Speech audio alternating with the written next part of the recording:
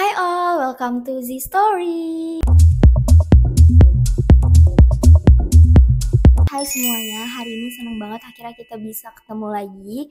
Dan pastinya kita bakalan ngobrol-ngobrol, sharing session bareng salah satu gestar kita yang super kece banget nih.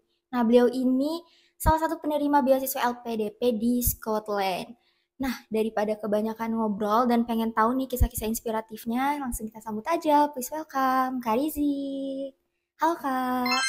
Halo, halo Ders Entertainment, halo Kara, halo teman-teman semua juga. Halo Kak Rizik, gimana nih kabarnya? Baik-baik, alhamdulillah juga baru selesai kerjaan serah terima, jadi ini baru mau fokus ke persiapan buat keberangkatan nanti Kak. Oh, oke. Nah, mungkin sebelum kita ngobrol nih, boleh nggak Kak Rizik perkenalkan diri Kak Rizik Hmm, terlebih dahulu nih ke teman-teman? boleh banget dong. Oke. Selamat pagi atau siang atau sore atau malam, ya tergantung nanti yang nonton ya. Oke. Perkenalkan, nama aku Rizik Aldi Suryo, biasa dipanggil Rizik. Eh, Pengalaman sebelumnya, aku menempuh studi S1 di Kelautan Universitas Diponegoro. Terus habis itu lolos kerja lewat jalur namanya manajemen trainee kurang lebih 9 bulan. Setelah itu penempatan di cabang di kawan lama grup namanya, mungkin teman-teman kenal dengan bisnis unit namanya Informa Furnishing. Nah di situ sebagai asisten manajer, kemudian kurang lebih 3 tahun. Habis itu alhamdulillah dikasih kesempatan untuk naik sebagai store manager sampai akhirnya di tahun 2025 awal ini dipercaya sama LPDP buat dapat melanjutkan kuliah ke Scotland di University of Edinburgh. Wow, berarti Kak Rizik nih sebelumnya sempat kerja dulu ya, Kak? Kurang lebih udah hampir 5 tahun Kak kerja. Nah, kenapa sih Kak akhirnya memilih untuk lanjut studi ke luar negeri nih? Oke, jadi karena berawal dari pertama cita-cita sebetulnya, karena kebetulan memang udah lama untuk ada keinginan belajar di luar negeri. Dan kenapa mau ke luar negeri, karena aku ngerasa Indonesia kapasitasnya belum ada kepingan puzzle yang belum dilengkapi di Indonesia, dan itu bisa kita dapat ketika kita belajar di negeri orang, salah satunya di Scotland ini. Karena Edinburgh merupakan salah satu kampus dengan sustainability terbaik, karena jurusan yang aku ambil itu adalah environmental sustainability, di mana dia peringkat aku lupa 5 atau 7 besar gitu. Nah di sana di dalamnya ada materi-materi yang pengen aku pelajari. Oke, oke. Kalau misalnya nih ngomong-ngomongin studi di luar negeri, apa Hmm, ekspektasi Kak Rizik saat nanti kuliah di Edinburgh, University of Edinburgh ya? betul Ada betul. nggak ekspektasinya?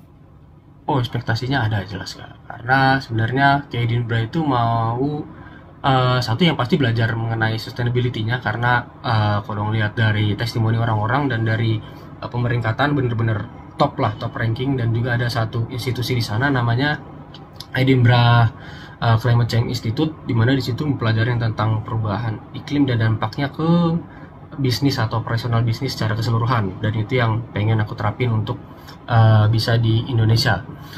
Yang alasan kedua, ya mungkin kalau kakak lihat Edinburgh salah satu kota yang paling indah ya, paling paling estetik Iya, indah di banget sih. Eropa. Iya, jadi kalau syutingnya Harry Potter kemarin banyak di Scotland, salah Di satunya di Edinburgh Glasgow sama betul. sama di Edinburgh.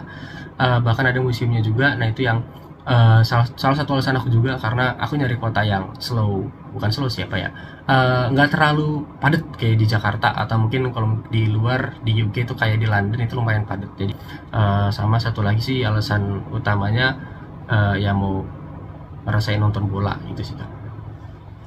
Apa nonton bola? Iya, nonton bola karena Oh, suka nonton bola, bola jadi pengen langsung nonton. di oh. Benar, di stadion. Itu alasan kenapa kerja. Ngumpulin duit buat itu Oke, sebenarnya. oke. Nah, kalau misalnya rencana kontribusi nih untuk setelah lulus nanti dari Edinburgh ada nggak? Boleh desain mungkin kontribusi Kak Boleh. Rizik sendiri Ya. untuk Jadi Indonesia? bakal balik ke Indonesia untuk bergerak di bidang sustainability consultant atau sustainability eksekutif atau sustainability practitioner. Intinya adalah sebagai praktisi di mana bakal nerapin prinsip-prinsip ESG. environmental, social, and governance. Jadi tata kelola perusahaan yang baik itu secara berkelanjutan gimana, terus yang program-program yang bisa bermanfaat buat sosial masyarakat itu gimana, dan juga program-program yang bisa meminimalisir sampah dan juga mengurangi dampak buat lingkungan itu apa aja. Jadi akan nerapin 3 hal pakem utama itu supaya bisa dikasih ke unit usaha bisnis secara keseluruhan. Jadi balik di situ terapin beberapa program, salah satunya yang proyek utama aku adalah gimana ngelola sampah plastik sampahan itu dari, kalau kita akumulasi ini pernah dilakuin sama salah satu brand olahraga namanya Adidas.